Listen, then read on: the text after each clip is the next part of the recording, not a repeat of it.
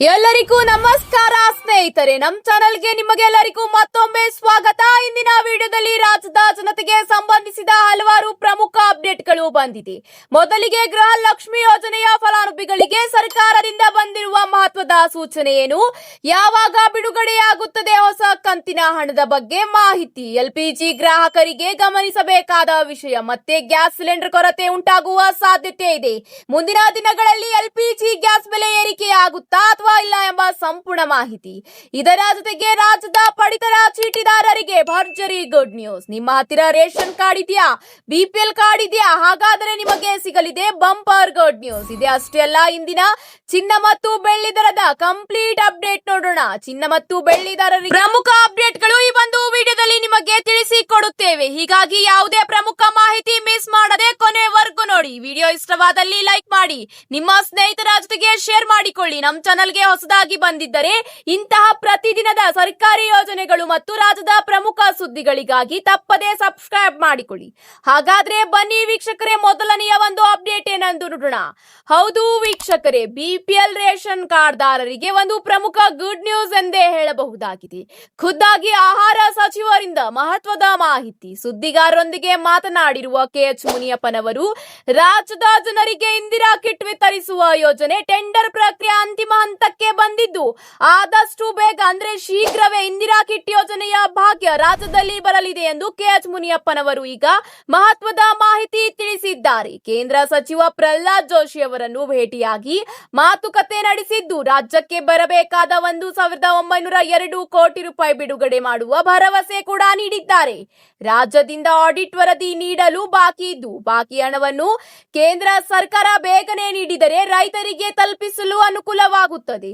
ಇದೇ ಅಷ್ಟೇ ಅಲ್ಲ, ಎಲ್ಲಾ ಫಲಾನುಭವಿಗಳಿಗೆ ಇಂದಿರಾ ಕಿಟ್ ಯೋಜನೆಯ ಭಾಗ್ಯ ಕೂಡ ಸಿಗಲಿದೆ ಎಂಬ ಮಾಹಿತಿ ತಿಳಿಸಿದ್ದಾರೆ. ರಾಜ್ಯ ಸರ್ಕಾರವು ಅನ್ನಭಾಗ್ಯ ಯೋಜನೆಯ ಅಡಿಯಲ್ಲಿ ಬಡತನ ರೇಖೆಗಿಂತ ಕೆಳಗಿರುವ ಪಡಿತರ ಚೀಟಿದಾರರಿಗೆ ಹೆಚ್ಚುವರಿಯಾಗಿ ನೀಡುತ್ತಿದ್ದ 5 ಕೆಜಿ ಅಕ್ಕಿ ಬದಲಾಗಿ ಇಂದಿರಾ ಕಿಟ್ ಅನ್ನು ವಿತರಿಸಲು ತೀರ್ಮಾನಿಸಿದೆ.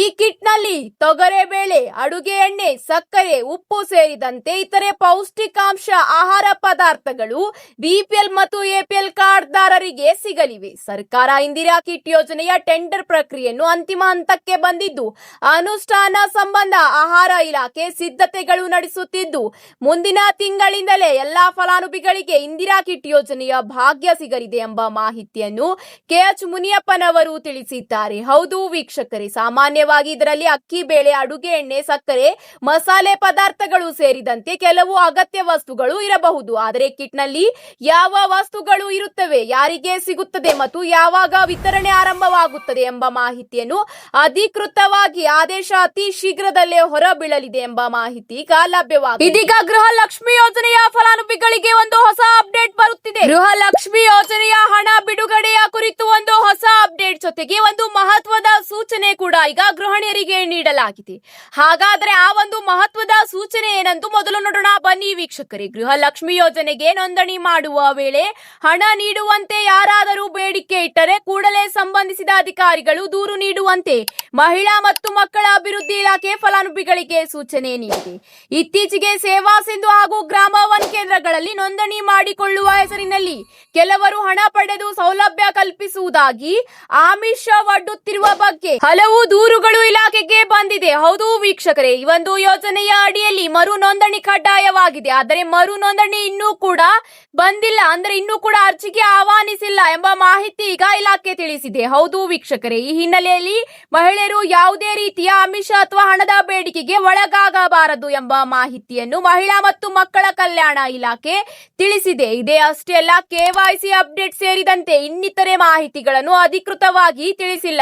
ಈ ಕಾರಣದಿಂದ ಯಾವ ಮಹಿಳೆಯರು ಕೂಡ ಈ ಕೆವೈಸಿ ಪರಿಷ್ಕರಿಸಬೇಕೆಂಬ ವದಂತಿಗಳನ್ನು ನಂಬಬಾರದು. ಈ ಒಂದು ಕಾರಣದಿಂದ ಸೈಬರ್ ಸೆಂಟರ್ಗಳಲ್ಲಿ ಭೇಟಿ ನೀಡಿ ನೋಂದಣಿ ಮಾಡಿಸಿಕೊಳ್ಳುವ ಅಗತ್ಯವಿಲ್ಲ ಎಂಬ ಮಾಹಿತಿ ಮಾಹಿತಿಯನ್ನು ಈಗ ಇಲಾಖೆ ಸ್ಪಷ್ಟಪಡಿಸಿದೆ. ಇದರ ಜೊತೆಗೆ ಹಣ ಬಿಡುಗಡೆಯ ಕುರಿತು ಒಂದು ಮಹತ್ವದ ಮಾಹಿತಿ. ಗೃಹಲಕ್ಷ್ಮಿ ಯೋಜನೆಯ ಫಲಾನುಭವಿಗಳಿಗೆ ಹೊಸ ಅಪ್ಡೇಟ್. ಹೌದು, ಹೊಸ ಕಂತಿನ ಹಣ ಬಿಡುಗಡೆಯ ಕುರಿತು ಸರ್ಕಾರದ ಕ್ರಮ ಮುಂದುವರೆದಿದೆ. ಕಂತು ಬಿಡುಗಡೆಯಾದ ಬಳಿಕ ಜಿಲ್ಲಾವಾರು ಹಂತ ಹಂತವಾಗಿ ಫಲಾನುಭವಿಗಳ ಬ್ಯಾಂಕ್ ಖಾತೆಗಳಿಗೆ ಹಣ ಜಮೆ ಆಗಲಿದೆ. ಆದ್ದರಿಂದ ಎಲ್ಲಾ ಜಿಲ್ಲೆಗಳಿಗೂ ಒಂದೇ ದಿನ ಹಣ ಜಮೆಯಾಗದೆ ಜಿಲ್ಲೆ ಮತ್ತು ಬ್ಯಾಂಕ್ ಪ್ರಕ್ರಿಯೆ ಪ್ರಕಾರ ಕೆಲವು ದಿನಗಳ ಅಂತರದಲ್ಲಿ ಹಣ ವರ್ಗಾವಣೆಯಾಗಲಿದೆ. ಹೌದು ವೀಕ್ಷಕರೇ, 2 ದಿನಗಳ ನಂತರ ಅಂದ್ರೆ 15ನೇ ತಾರೀಕಿನಿಂದ ಹೊಸ ಕಂತು ಈಗ ಮಹಿಳೆಯರ ಖಾತೆಗೆ ಬಿಡುಗಡೆಯಾಗಲಿದೆ. ಹೌದು, ಡಿಬಿಟಿ ಮೂಲಕ ಈಗ ಮಹಿಳೆಯರ ಖಾತೆಗೆ ಹಣ ವರ್ಗಾವಣೆಯಾಗುತ್ತಿದೆ. 2 ದಿನಗಳಲ್ಲಿ ಗೃಹಿಣಿಯರ ಖಾತೆಗೆ ಹಂತ ಹಂತವಾಗಿ ಜಿಲ್ಲೆಗಳ ಮಹಿಳೆಯರ ಖಾತೆಗೆ ಹಣ ವರ್ಗಾವಣೆಯಾಗಲಿದೆ. 32ನೇ ಕಂತಿನ ಹಣ ಇದಾಗಿದ್ದು ಅರ್ಹತಾ ಹೊಂದಿರುವ ಮಹಿಳೆಯರ ಖಾತೆಗೆ ಹಣ ವರ್ಗಾವಣೆಯಾಗಲಿದೆ ಎಂಬ ಮಾಹಿತಿ ಲಭ್ಯವಾಗಿದೆ. ಇದರ ಜೊತೆಗೆ ಮುಂದಿನ ಒಂದು ಅಪ್ಡೇಟ್ ಏನೆಂದು ನೋಡೋಣ ಬನ್ನಿ ವೀಕ್ಷಕರೇ. ಎಲ್ಪಿಜಿ ಗ್ಯಾಸ್ ಗ್ರಾಹಕರಿಗೆ ಒಂದು ಗಮನಿಸಬೇಕಾದ ಸುದ್ದಿ. ಎಲ್ಪಿಜಿ ಗ್ಯಾಸ್ ಸಿಲಿಂಡರ್ ಬಳಸುತ್ತಿರುವ ಗ್ರಾಹಕರಿಗೆ ಸಂಬಂಧಿಸಿದ ಕೆಲವು ಪ್ರಮುಖ ಮಾಹಿತಿಗಳು ಹೊರಬಿದ್ದಿದೆ. ಗೃಹ ಬಳಕೆಯ ಗ್ಯಾಸ್ ಸಿಲಿಂಡರ್ಗಳ ಬೆಲೆ, ಸಬ್ಸಿಡಿ, ಬುಕ್ಕಿಂಗ್ ಮತ್ತು ವಿತರಣೆ ಕುರಿತು ಯಾವುದೇ ಹೊಸ ಅಧಿಕೃತ ಪ್ರಕಟಣೆ ಬಂದರೆ ಅದನ್ನು ಮಾತ್ರ ನಂಬಿ ಸಾಮಾಜಿಕ ಜಾಲತಾಣಗಳಲ್ಲಿ ಹರಿದಾಡುತ್ತಿರುವ ವದಂತಿಗಳನ್ನು ನಂಬಬೇಡಿ ಎಂದು ಕೇಂದ್ರ ಸರ್ಕಾರದ ಅನಿಲ ಇಲಾಖೆ ಈಗ ತಿಳಿಸಿದೆ. ಹೌದು ವೀಕ್ಷಕರೇ, ನಿಮ್ಮ ಗ್ಯಾಸ್ ಸಂಪರ್ಕವು ಸಕ್ರಿಯವಾಗಿದೆಯಾ, ಸಬ್ಸಿಡಿ ಸರಿಯಾಗಿ ಜಮೆಯಾಗುತ್ತಿದೆಯಾ ಅಥವಾ ಬುಕ್ಕಿಂಗ್ ವಿವರಗಳನ್ನು ಸರಿಯಾಗಿವೆಯಾ ಎಂಬುದನ್ನು ಪರಿಶೀಲಿಸಿಕೊಳ್ಳುವುದು ಉತ್ತಮವಾಗಿದೆ. ಯಾವುದೇ ಸಮಸ್ಯೆ ಇದ್ದರೆ ನಿಮ್ಮ ಗ್ಯಾಸ್ ಏಜೆನ್ಸಿಯನ್ನು ಸಂಪರ್ಕಿಸಿ. ಇತ್ತೀಚಿನ ಇರಾನ್ ಮತ್ತು ಅಮೆರಿಕ ಯುದ್ಧ ನಿಂತ ಕಾರಣದಲ್ಲಿ ಎಲ್ಲಾ ಸಿಲಿಂಡರ್ಗಳ ನಿಯಮ ಮತ್ತು ಇತರೆ ಮಾಹಿತಿಗಳನ್ನು ಸಡಿಲಗೊಳಿಸಲಾಗಿದೆ. ಹೌದು ವೀಕ್ಷಕರೇ, ಗ್ಯಾಸ್ ಬುಕ್ಕಿಂಗ್ ಸೇರಿದಂತೆ ಇತರೆ ಮತ್ತು ಕ್ರಮಬದ್ಧ ನಿಯಮಗಳನ್ನು ಈಗ ಸ್ವಲ್ಪ ಸಡಿಲ ಮಾಡಲಾಗಿದೆ. ಆದರೆ ಮುಂದಿನ ದಿನಗಳಲ್ಲಿ ಎಲ್ಪಿಜಿ ಗ್ಯಾಸ್ ಬೆಲೆಗಳು ಏರಿಕೆಯಾಗುವ ಸಾಧ್ಯತೆ ಇದೆ. ಇದೇ ಅಷ್ಟೇ ಅಲ್ಲ, ಉಜ್ವಲ ಯೋಜನೆಯ ಫಲಾನುಭವಿಗಳು ಸಬ್ಸಿಡಿ ಪಡೆಯುತ್ತಿದ್ದಾರೆ. ಎಲ್ಲಾ ಫಲಾನುಭವಿಗಳು ಕೆವೈಸಿ ಮಾಡಿಸಲೇಬೇಕು. ಒಂದು ವೇಳೆ ಕೆವೈಸಿ ಮಾಡಿಸಿಲ್ಲ ಅಂದರೆ ಸಬ್ಸಿಡಿ ಮೊತ್ತ ಸರಿಯಾದ ಸಮಯಕ್ಕೆ ನಿಮ್ಮ ಬ್ಯಾಂಕ್ ಖಾತೆಗೆ ವರ್ಗಾಯಿಸಲು ಸಾಧ್ಯವಾಗುವುದಿಲ್ಲ ಎಂದು ಕೇಂದ್ರ ಸರ್ಕಾರ ಈಗ ಸ್ಪಷ್ಟಪಡಿಸಿದೆ. ಈ ಒಂದು ಕಾರಣದಿಂದ ಸಬ್ಸಿಡಿ ಪಡೆಯುತ್ತಿರುವ ಉಜ್ವಲ ಯೋಜನೆಯ ಫಲಾನುಭವಿಗಳು ತಪ್ಪದೇ ತಮ್ಮ ಕೆವೈಸಿಯನ್ನು ಅಪ್ಡೇಟ್ ಮಾಡಿಸಿಕೊಳ್ಳುವಂತೆ ಸೂಚನೆ ನೀಡಲಾಗಿದೆ. ಇದರ ಜೊತೆಗೆ ಮುಂದಿನ ಒಂದು ಟಾಪ್ ಅಪ್ಡೇಟ್ ಏನೆಂದು ನೋಡೋಣ ಬನ್ನಿ ವೀಕ್ಷಕರೇ. ಇಂದಿನ ಚಿನ್ನ ಮತ್ತು ಬೆಳ್ಳಿ ಖರೀದಿದಾರರಿಗೆ ಗುಡ್ ನ್ಯೂಸ್ ಎಂದೇ ಹೇಳಬಹುದು. ಹೌದು, ಬಂಗಾರ ಕೊಳ್ಳುವವರಿಗೆ ಗುಡ್ ನ್ಯೂಸ್ ಇದಾಗಿದ್ದು ದರದಲ್ಲಿ ಇಳಿಕೆಯಾಗಿದೆ. ಹಾಗಾದರೆ ಇಂದು ಕರ್ನಾಟಕದ ರಾಜಧಾನಿ ಬೆಂಗಳೂರು ಸೇರಿದಂತೆ ದೇಶದ ಪ್ರಮುಖ ನಗರಗಳಲ್ಲಿ ಬೆಲೆ ಎಷ್ಟಿದೆ ಎಂಬ ಸಂಪೂರ್ಣವಾದ ಮಾಹಿತಿಯನ್ನು ನೋಡೋಣ ಬನ್ನಿ ವೀಕ್ಷಕರೇ. ಬಂಗಾರದ ದರದ ಸಂಪೂರ್ಣ ವಿವರ. ಬೆಂಗಳೂರು ಸೇರಿದಂತೆ ಬಹುತೇಕ ಕಡೆಯಲ್ಲಿ ಇಂದು 10 ಗ್ರಾಂ 22 ಕ್ಯಾರೆಟ್ ಬಂಗಾರದ ದರ 1,32,290 ರೂಪಾಯಿ. ಹೌದು ವೀಕ್ಷಕರೇ, ಇದೇ ಅಷ್ಟೇ ಅಲ್ಲ, 24 ಕ್ಯಾರೆಟ್ 10 ಗ್ರಾಂ ಚಿನ್ನದ ದರ 1,44,320 ರೂಪಾಯಿ ಎಂದು ದಾಖಲಾತಿಯಾಗಿದೆ. ಇದೇ ರೀತಿ 1 ಗ್ರಾಂ 22 ಕ್ಯಾರೆಟ್ ಚಿನ್ನದ ದರ ಎಷ್ಟಿದೆ ಎಂಬ ಮಾಹಿತಿ ನೋಡೋಣ. ಬೆಂಗಳೂರಿನಲ್ಲಿ 1 ಗ್ರಾಂ ಚಿನ್ನದ ಬೆಲೆ 13,229 ರೂಪಾಯಿ ಎಂದು ದಾಖಲಾತಿಯಾಗಿದೆ. 24 ಕ್ಯಾರೆಟ್ನ 1 ಗ್ರಾಂ ಅಪರಂಜಿ ಚಿನ್ನದ ದರ 14,432 ರೂಪಾಯಿ ಎಂದು ದಾಖಲಾತಿಯಾಗಿದೆ.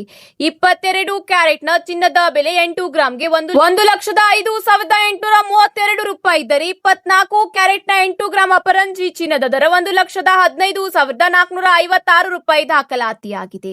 ಇದೇ ರೀತಿ ವಿವಿಧ ನಗರಗಳಲ್ಲಿ ಬಂಗಾರದ ದರ 22 ಕ್ಯಾರೆಟ್ಗೆ 10 ಗ್ರಾಂ ಚಿನ್ನದ ದರ ಎಷ್ಟಿದೆ ಎಂಬ ಮಾಹಿತಿ ನೋಡೋಣ ಬನ್ನಿ ವೀಕ್ಷಕರೇ. ಬೆಂಗಳೂರು ನಗರದಲ್ಲಿ 1,32,290 ರೂಪಾಯಿ ಇದ್ದರೆ ಚೆನ್ನೈನಲ್ಲಿ 1,32,000 ರೂಪಾಯಿ ಎಂದು ದಾಖಲಾತಿಯಾಗಿದೆ.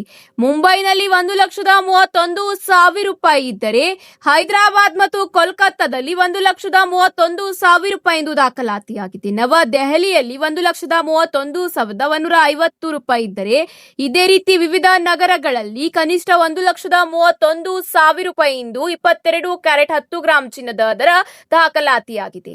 ಇದೇ ರೀತಿ ವಿವಿಧ ನಗರಗಳಲ್ಲಿ 24 ಕ್ಯಾರೆಟ್ನ 10 ಗ್ರಾಂ ಚಿನ್ನದ ದರ ಎಷ್ಟಿದೆ ಎಂದು ನೋಡೋಣ ಬನ್ನಿ ವೀಕ್ಷಕರೇ. ಬೆಂಗಳೂರಿನಲ್ಲಿ 1,44,320 ರೂಪಾಯಿ ಎಂದು ದಾಖಲಾತಿಯಾಗಿದ್ದರೆ ಮುಂಬೈ ಮತ್ತು ಕೋಲ್ಕತ್ತಾದಲ್ಲಿ 1,42,910 ರೂಪಾಯಿ ದಾಖಲಾತಿ ದಾಖಲಾತಿಯಾಗಿದೆ. ಚೆನ್ನೈನಲ್ಲಿ 1,44,000 ರೂಪಾಯಿ ದಾಖಲಾತಿಯಾಗಿದ್ದರೆ ಹೈದರಾಬಾದ್ನಲ್ಲಿ 1,42,910 ರೂಪಾಯಿ ದಾಖಲಾತಿಯಾಗಿದೆ. ಇದೇ ರೀತಿ ಬೆಂಗಳೂರಿನಲ್ಲಿ ಇಂದು 1 ಕೆಜಿ ಬೆಳ್ಳಿಯ ದರ ಬರೋಬ್ಬರಿ 2,35,000 ರೂಪಾಯಿ ದಾಖಲಾತಿಯಾಗಿದೆ. ದೇಶದ ಪ್ರಮುಖ ನಗರಗಳಲ್ಲಿ ಬೆಳ್ಳಿಯ ದರ 1 ಕೆಜಿಗೆ ಎಷ್ಟಿದೆ ಎಂಬ ಮಾಹಿತಿ ನೋಡೋಣ ಬನ್ನಿ ವೀಕ್ಷಕರೇ. ಚೆನ್ನೈನಲ್ಲಿ ಮತ್ತು ಹೈದರಾಬಾದ್ನಲ್ಲಿ 2,40,000 ರೂಪಾಯಿ ಇಂದು ದಾಖಲಾತಿಯಾಗಿದ್ದರೆ ಮುಂಬೈ, ಕೋಲ್ಕತ್ತಾ, ನವದೆಹಲಿ ಮತ್ತು ಬೆಂಗಳೂರಿನಲ್ಲಿ 2,35,000 ರೂಪಾಯಿ ಬೆಳ್ಳಿಯ ಬೆಲೆ ದಾಖಲಾತಿಯಾಗಿದೆ. ಆಭರಣಗಳ ದರ ಹೆಚ್ಚಾದರೂ ಸಹ ಕೊಳ್ಳುವವರ ಸಂಖ್ಯೆ ಮಾತ್ರ ಕಡಿಮೆಯಾಗುತ್ತಿಲ್ಲ, ಬದಲಾಗಿ ದಿನದಿಂದ ದಿನಕ್ಕೆ ಹೆಚ್ಚಾಗುತ್ತಲೇ ಇದೆ. ಇವತ್ತಿಗೆ ಇಷ್ಟೇ ವೀಕ್ಷಕರೇ, ಮತ್ತೆ ಸಿಗೋಣ ಹೊಸ ಅಪ್ಡೇಟ್ಗಳ ಜೊತೆಗೆ. ಈ ಒಂದು ಮಾಹಿತಿ ನಿಮಗೆ ಇಷ್ಟವಾದಲ್ಲಿ ಲೈಕ್ ಮಾಡಿ, ನಿಮ್ಮ ಎಲ್ಲಾ ಸ್ನೇಹಿತರ ಜೊತೆಗೆ ಶೇರ್ ಮಾಡಿಕೊಳ್ಳಿ. ಧನ್ಯವಾದಗಳು.